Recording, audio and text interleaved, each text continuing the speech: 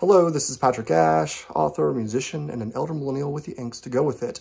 This is my follow-up video on the Enneagram and trying to distinguish myself between a social 6 and a social 4, because this has been a subject of much debate. This is what I call sanity check, because I keep thinking that's not how people in my personal life seem to see me.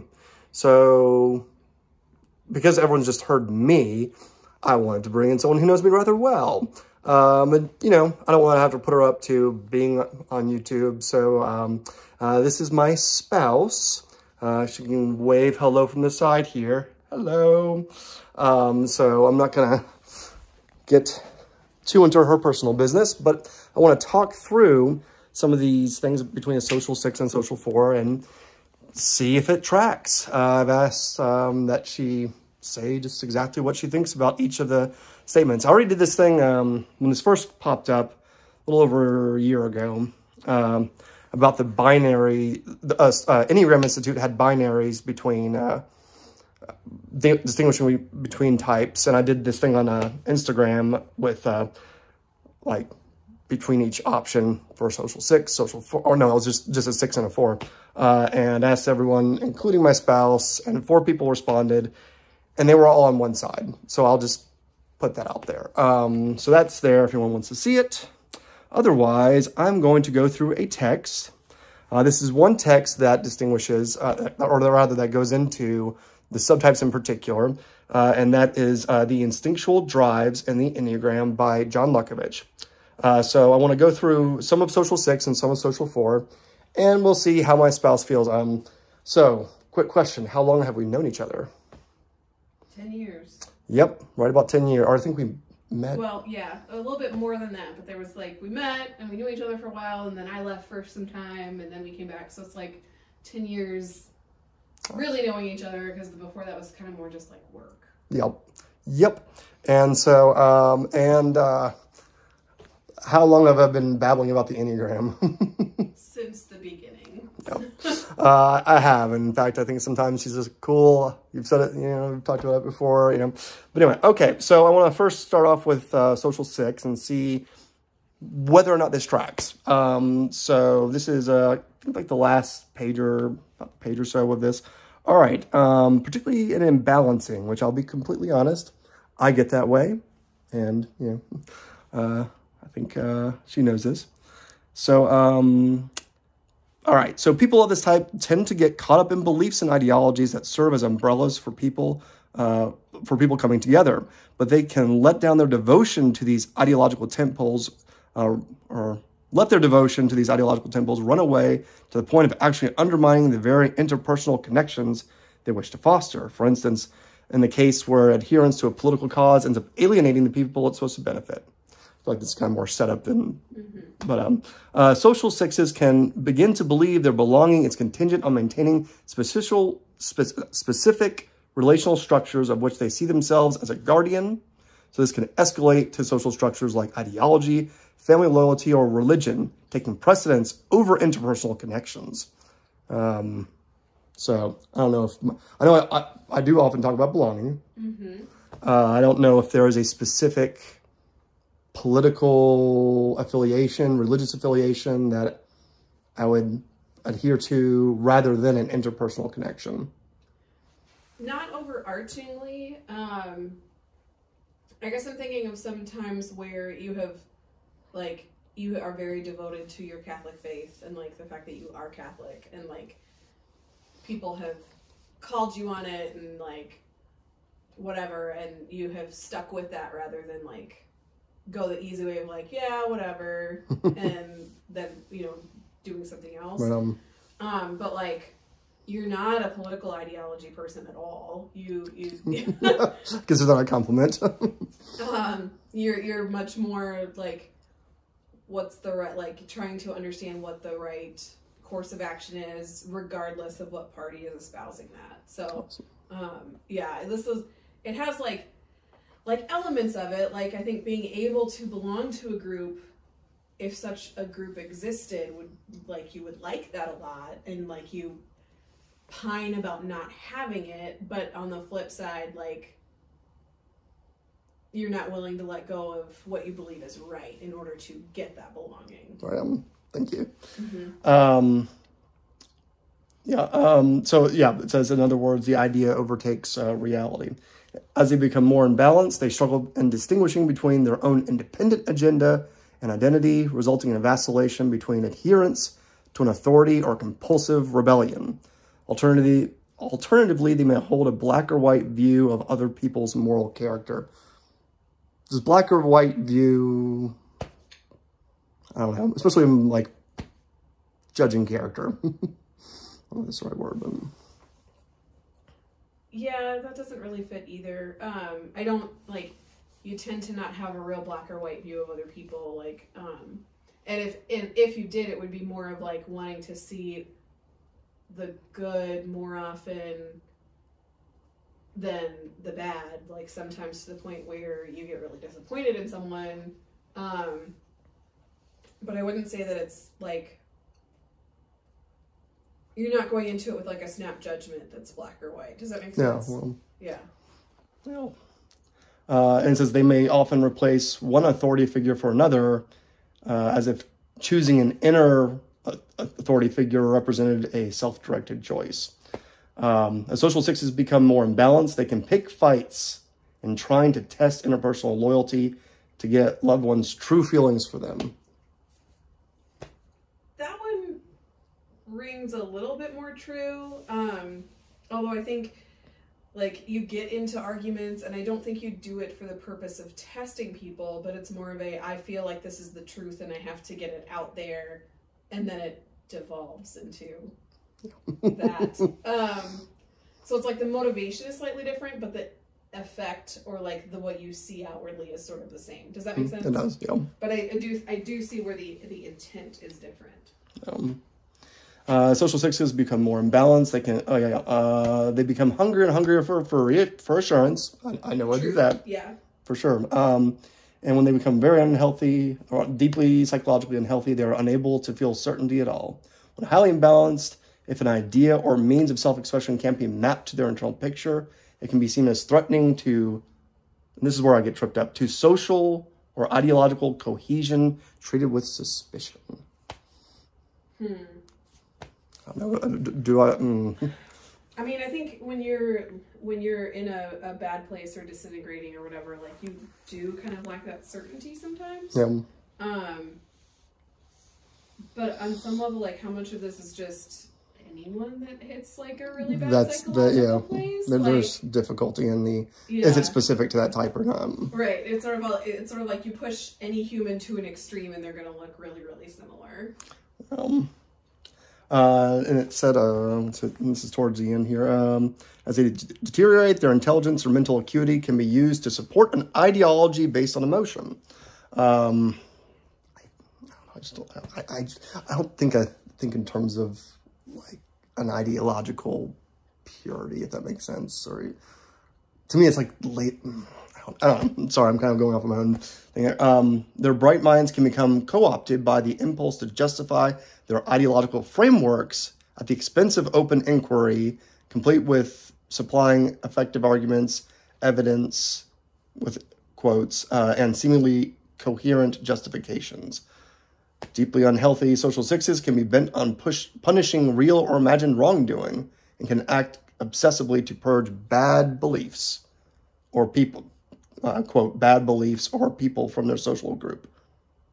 Okay, you're not purging anyone from your social group.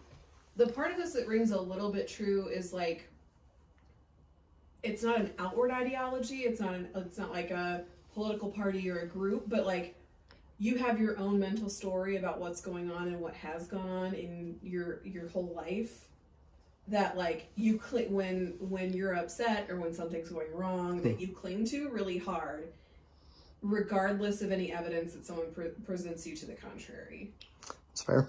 So like in that regard, that part rings true, but it's not like it's not the external authority, right? Like, it's your own internal monologue or story or whatever. So, like, that's sort of, it's similar to this, but it's different because the social six is all about the, like, it's talking about clinging to an external ideology or a group or, like, some title that's out there, right? And you're not doing that. but you're doing something similar. And retaining strong purging bad beliefs, retaining strong prejudices against whomever they've deemed counter to the belonging and safety they have imagined. And it says social sixes ground themselves when they relate more to the impressions and sensations of relatedness to both the heart and body. And they can get out of the mental framework of relationship and into the felt sense of a relationship that helps them to more fully trust in their lived experience.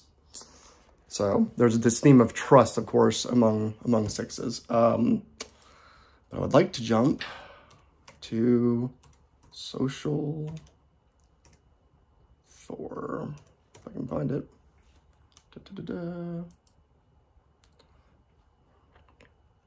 All right, social 4s. We'll see. Is this again going to be like the sort of disintegrating? Yeah, it kind of like walks through like the healthy to disintegrating. Social 4s are looking to experience essential depth in their relationships, creative offerings, and social roles. Yes. Social 4s combine an appreciation for depth and authenticity with an interest in other people, lending to deeply personal self-revelation in their artwork, interests, and general self-expression. Much of their talent and attention is focused on communicating a deeper view of life. Social 4s often find ways to use their creativity as a means to engage and maintain connections with other people, like a performer in an obscure music scene, for example. They can be typically funny and quick-witted, but can quickly switch to a sullen brooding at a moment's notice.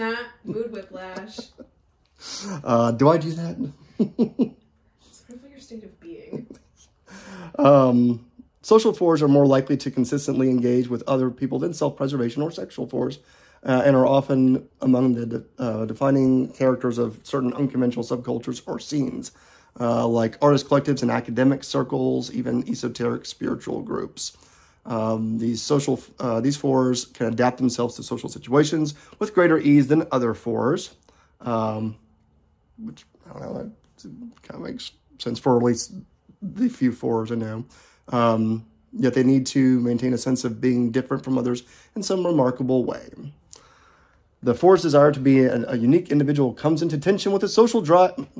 I think this part I particularly like, but tell me what you think. This 4's desire to be a unique individual comes into tension with the social drive's need to be available for connection. So in social 4, there's a special effort to embody and share a deeper view of life in a way that is comprehensible and useful to others without compromising their personal vision. I mean, that makes sense. I know you talk about that a lot. It's like, it feels a little heady to me, and I don't 100%, like, it's one of those, like, I'm kind of like intellectually maybe grasp it, but I don't get it. Yeah. Like, but I know you have talked about this a lot, and like that you feel that disconnect that they're describing a little bit. So sure. What this lends itself to is a fear of being too strange, sensitive, or challenging for people, which becomes a source of both pride and shame because they aren't willing to compromise their authenticity. While they are often... definitely the not willing to compromise their authenticity thing, like we were talking about that with the 6, where it's like you're not someone who's gonna, pretend that you feel X just to get along with people. Like, you're gonna speak what you think is true. And excuse me. That they have a greater social ease than other 4s, but still feel concealed, close to the surface, inner brokenness, or a feeling of being alien. Therefore, there's a longing and search for people who will accept them in their unconventionality, moods, and eccentricities, and who aren't afraid to mine the depths with them. Yep.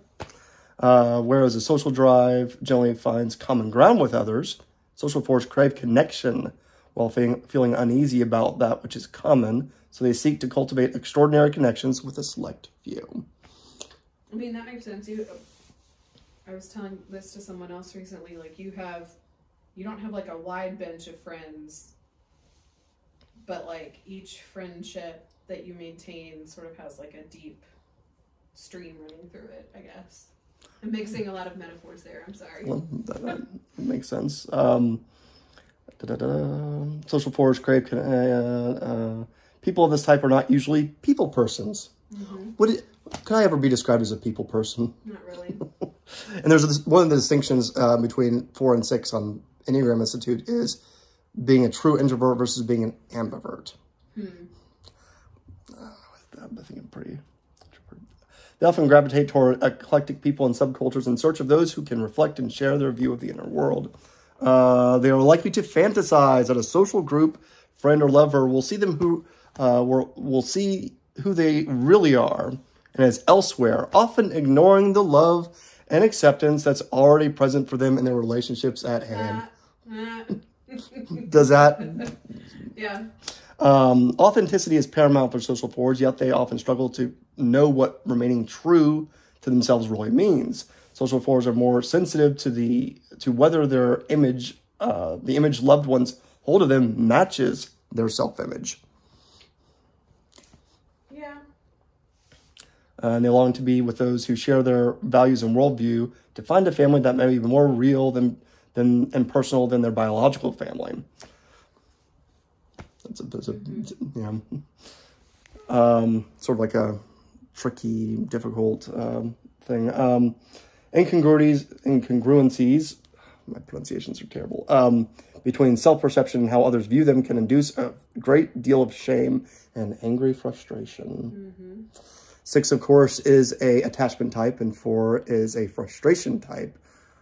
And I'm sure we can define those in different ways, but I don't know. I feel like my MO is more in the realm of frustration than it is in attachment. Because I'm always like, what would I be attached to? Anyway, that's my own commentary. Social fours are prone to experiencing themselves as deeply exceptional and simultaneously lacking or flawed. They feel that their differences and unique perspective is a strength, one they long to be recognized for. Yep. And at the same time, envy often brings their inadequacies into extreme focus, making them self-conscious and feeling unable to connect. Yep. Comparing themselves to how they could be if only they had some other characteristic or quality. That's stuff I... See, and this is again like that intellectual, like I hear this, I see you go through it, but I struggle to understand it. It's like, make the best of what you got, you know? But anyway. I know. Not the point of this exercise. That's right. Social fours have an uneasy dynamic with the need to feel special and wanting recognition for it. I think I have a thing with recognition. On one hand, they feel ashamed of this very desire. On the other hand, they indulge it. They can adopt an exotic, mysterious, or sophisticated persona. They can identify with being an outsider and appreciate the mystique that affords, while also longing to be more elite, studied, or in a chosen circle. Oh, how I wish I had a chosen circle. When feeling slighted or unacknowledged, social fours are prone to adopt an arrogant, elite attitude. That one, not so much.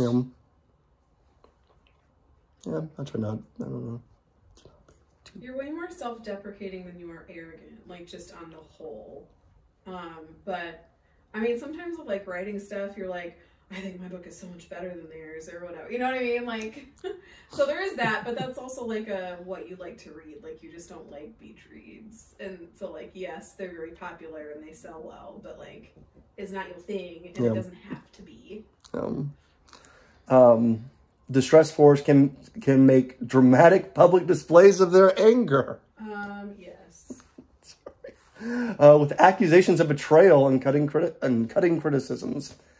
They can easily feel humiliated, leading to exaggerated motivations for revenge and seriously undermining others for perceived slights. I mean, you're not really the revenge type. Like, that's not your thing, but like, definitely this person has wronged me and I am sad about it. Well, like, that exists. And they become so focused on their pain as a justification for their behavior that they fail to see the extent of their impact. It's one of those things that, like I talk about, intellectually, I totally get that, but in the moment, like, I forget it, if that makes sense. It's like my brain's like, hey, dude, you're seriously harming people around you, stop it. But it's like, but I'm so frustrated, misunderstood, and so on. People of this type are prone to stubbornly clinging to the need for others to see or acknowledge that they've been violated, with an additional desire to punish wrongdoings. Again, not so much on the punishment side, but like you do very much like want people to agree that, like, yes, you have been wronged. Self-pitying or feeling victimized is common, and it undermines the connections that social fours hold most dear. And this, this is last paragraph. Acts of retaliation stemming from a view of having been wronged and an inability to function are typically present in unhealthy social fours.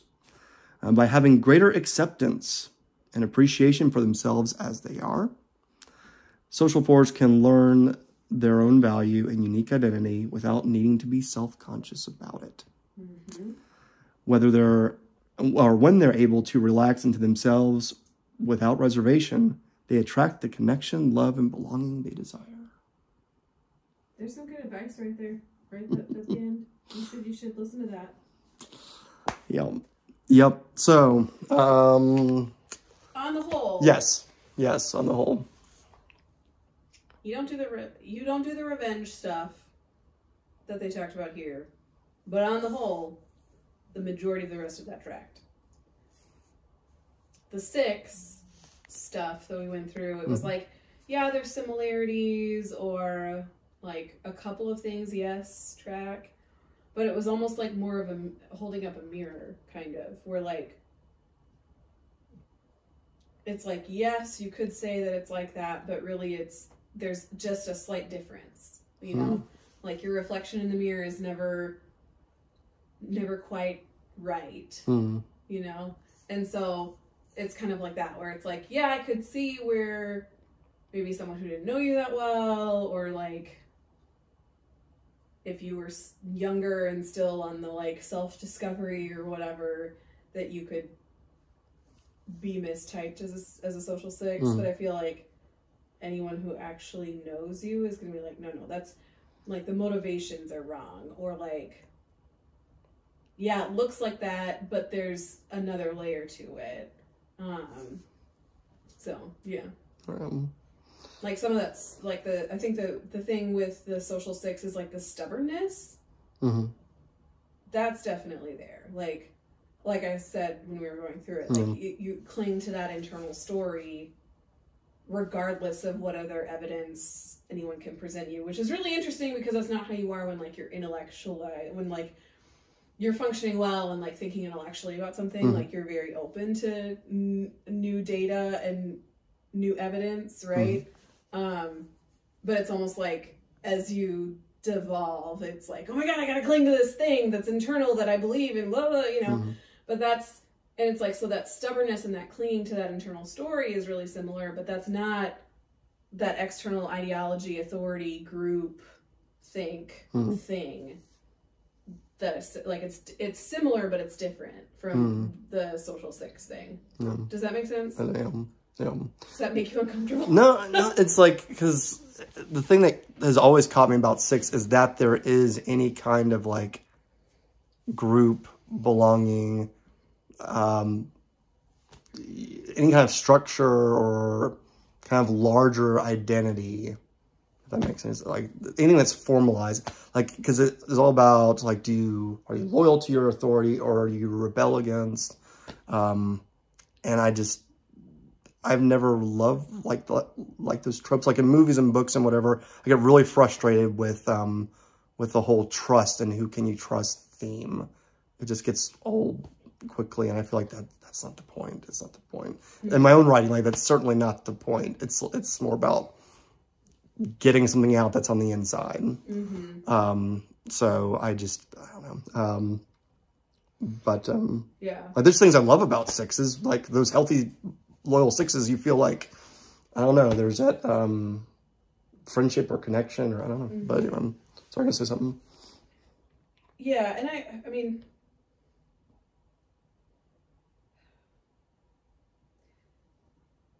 the other thing that, you know, maybe is confusing for people is that, like, you do take some deep identity from the things that you like. You know, like, you're a metal guy and you like rock music, and, you know, so you take a lot of your own personal identity from, like, this is who I am, but you also struggle, like, to feel like you truly fit into those groups too. So it's like you're very loyal to that interest and to that part of your identity, and, like, you want to be loyal to that group, but it's sort of like you struggle to find your spot in it, right? So there's a tension there that doesn't, it's sort of one of those, like, yes, on the surface Patrick looks like he's very into this, like, being a member of this group, the rock guys club or whatever, right? But if you look past just that surface, like, there's a lot more going on with that, and it's a lot more about what it reflects about your own identity to yourself, and, like, using it to define who you are versus, like, I belong in this group. It's sort of like you're trying to, like, stake a claim in the group, but you don't ever feel part of the group. No. Which, like, the social sixes, I feel like, and maybe this isn't true, maybe this is a misunderstanding on my part, but I feel like everything that you hear, that you read about them and hear about them, it's sort of like they more seamlessly feel like they are in the group, and that's where that loyalty comes from, is because they feel like they're in it. And they have that connection, whereas, like, and so, like, they get devoted to it because they feel belonging. Yeah. For you personally, it's almost more like, I'm clinging to this because I like it, but I keep getting messages that, like, maybe I shouldn't be here, or, like, that sort of thing. So there's that tension. Yeah. And when I think about sixes, I'm thinking of, for sure, one of my parents, and perhaps one of your parents. Like, when they're in a good frame of mind, when they're in a kind of healthy mode, like, there's almost like a comfort or a security that they kind of know they're belonging to something. They kind of know, like, whether it's their family or their faith or their work, that it's sort of like, I don't know, they kind of feel like they're, like, leaning back into that, if that makes sense. Whereas, actually, here's a question for you. When I'm in a really great mood, like, what are some of those things that I say or do that are showing off? I don't know. Does that make sense? Like, when I'm really pumped, excited, or I don't know.